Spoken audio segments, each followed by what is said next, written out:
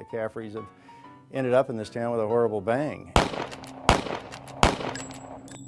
June 17, 1933, a day most of us read about in history books. For the Caffreys of Kansas City, it's part of the family album.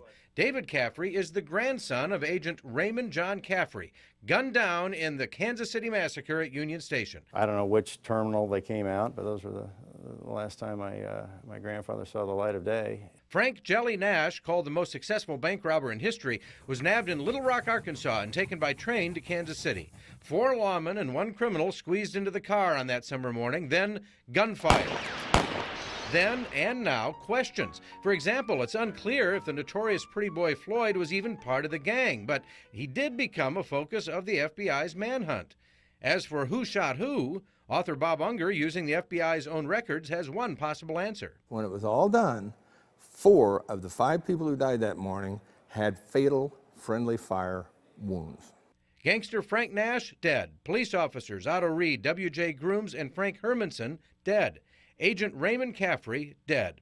And Agent Caffrey wasn't even supposed to be there. Another agent simply didn't answer the phone. He was a young, eager 31-year-old agent, and he came to answer the call. After the massacre, J. Edgar Hoover watched over the Caffrey family. According to Bob Unger, another thing Hoover did was use the massacre to mobilize a war on crime, expanding the powers and reach of the Bureau. What became the juggernaut that the FBI is today, all of it came from the blood of Union Station.